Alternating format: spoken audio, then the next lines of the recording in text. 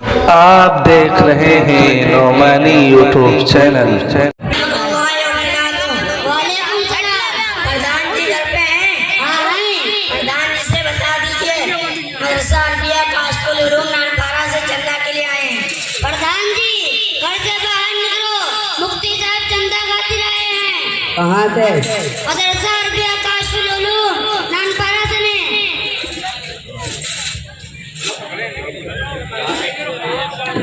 देखिए कहाँ से अस्सलामु अलैकुम वरहमतुल्लाहि वबरकातुहू। प्रधान जी। वालेकुम अस्सलाम मुफ्ती साहब। प्रधान जी सुनिए तो सही, इतनी दुश्मनी क्या है कि मेरे तरफ मुतवज्जे भी नहीं हो रहे हो? मुफ्ती साहब अभी मैं ज्यादा जल्दी में हूँ, बाद में बात करूँगा। प्रधान जी 1 मिनट मेरी बात सुन लीजिए। मैं आपसे कोई ज्यादा लंबी चौड़ी बात नहीं करूँगा, क्योंकि मुझे भी इस वक्त बहुत सारे गाँव के लोगों से मुलाकात करनी है।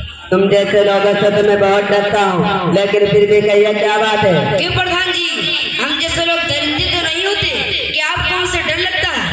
क्या बताऊँ, जब भी कोई मुफ्ती मिलता है वो ये कहता है प्रधान जी रसीद कटवा लो और ना मालूम ज़कात क्या चीज है। जब भी कोई मुफ्ती आता है इसी के बारे में सवाल करता है कि आप कितने ज़कात निकालते हैं। मेरा ख्याल है कि आप इस मकसद से आए होंगे। माशाअल्लाह, आप तो बड़े होशियार आदमी मालूम होते हो कि बतलाने से पहले ही मकसद समझ गए हो।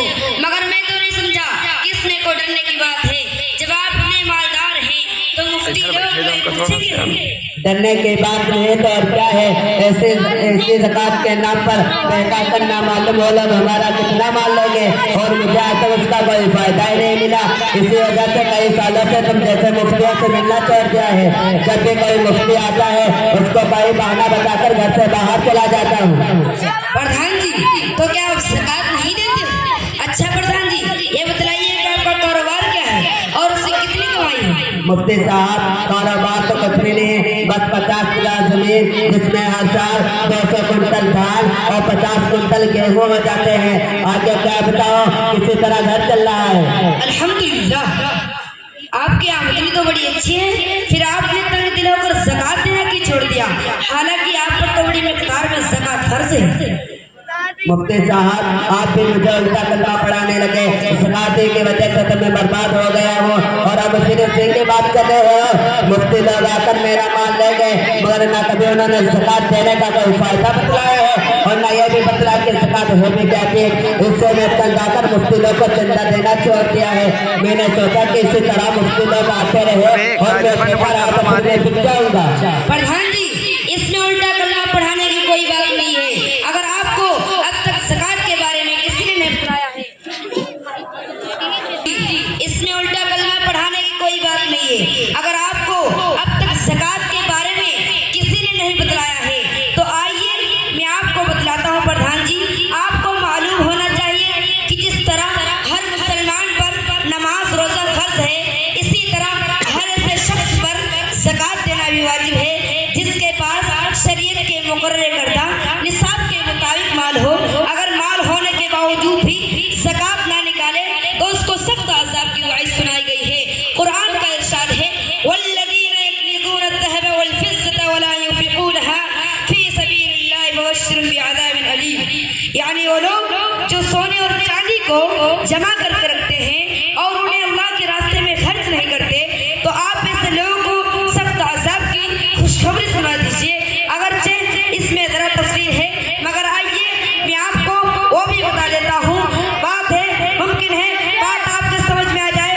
दरअसल हर चीज़ में ज़कात का निसाब अलग अलग मुकर्रर कर रखा है। सोने चांदी का निसाब अलग है, रुपये पैसे का अलग है और पैदावार में अलग तरीके से मुकर्रर है। जानवरों में अलग अंदाज है। जहाँ तक सोने चांदी का निसाब अलग है, अगर किसी के पास 7.5 तोला सोना 52 तोला चांदी है, उस पर साल गुजर रहा है तो उसका 400 हिस्सा निकालना जरूरी है। इसी तरह पैदावार में उसके मुतालिक शरीफ ने फरमाया कि अगर पैदावार ऐसी जमीन की हो जिसकी सिंचाई करनी पड़ती हो तो उस पैदावार में से 20वां हिस्सा ज़कात के तौर पर निकाला जाएगा, और अगर बगैर सिंचाई के पैदा हो तो उसका 10वां हिस्सा निकालना लाजमी है। और ज़्यादा तफसील के लिए इसी मदरसा अरबिया काशफुल उलूम से रुजू करो। मुफ्ती साहब आपने निसाब की तफसील तो बता दी है, मगर ये नहीं बतलाया कि इसके क्या फायदे हैं। प्रधान जी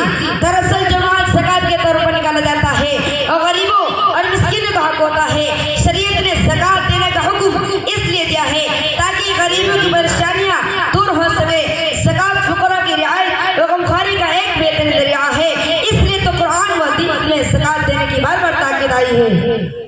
मुफ्ती साहब, अच्छा मुफ्ती साहब, आपकी बात तो कदरे समझ में आती है। सवाल ये है कि ज़कात देने वालों को क्या हासिल होता है?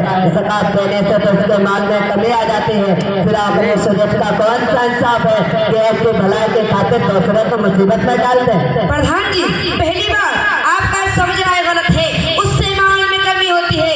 हालांकि ऐसी बात नहीं है। ज़कात के तो माना ही बढ़ने और ज्यादा होने के आते हैं।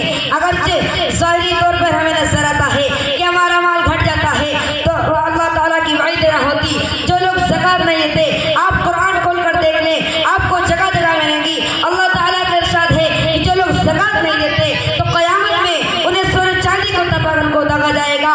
एक दूसरी जगह इरशाद फरमाया कि ज़कात ना दी गई, क़यामत के दिन उसकी सूरत सांप की तरह बना दी जाएगी और उसे साहिब ईमान पर मुसल्लत कर दिया जाएगा। अच्छा मुफ्ती साहब, ज़कात ना देने पर इसी तरह का अज़ाब दिया जाएगा? प्रधान जी, ये तो आखिरत का मामला है। खुद दुनिया का मामला ये है कि ऐसे लोगों के माल को खुदा किसी न किसी सूरत से ज़ाय कर देता है। और उसका अंदाजा तो आपको भी होगा कि जो लोग एक पैसे गरीब को नहीं देते, उनकी क्या हालत रहती है। माल अपने पास रहने के बावजूद भी वो लोग हर वक्त परेशान ही रहते हैं। मुफ्ती साहब, ये तो मेरा देखता रहता हूँ, खुद मेरी ये हालत है। जब से मुफ्ती लोग को अपने माँ से देना छोड़ दिया था, उस दिन से आज तक परेशान हो। और हकीकत है कि अगर मुझे ज़कात के बारे में पहले से मालूम होता तो हरगिज़ मैं ऐसी गलती ना करता। मैं तो काफी शर्मिंदा हूँ कि इतना माल होने के बाद भी कई सालों से ज़कात नहीं दे रहा हूँ। खुदा हमको माफ करे। अब हर साल 1-1 रुपये का हिसाब लगा के ज़कात अदा करूँगा। प्रधान जी, बड़ी खुशी की बात है कि मेरी बात आपको समझ में आ गई। तो दुआ कीजिए खुदा हम सबको अमल की तौफीक अता फरमाए।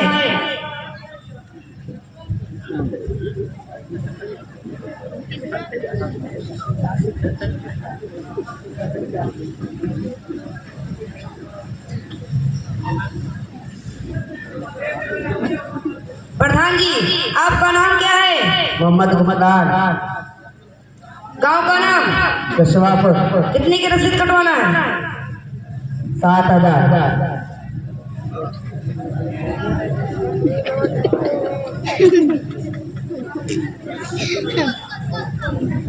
ठीक है प्रधान जी, चलता हूँ। अस्सलामु अलैकुम व रहमतुल्लाहि व बरकातुहू। वालेकुम अस्सलाम मुफ्ती साहब।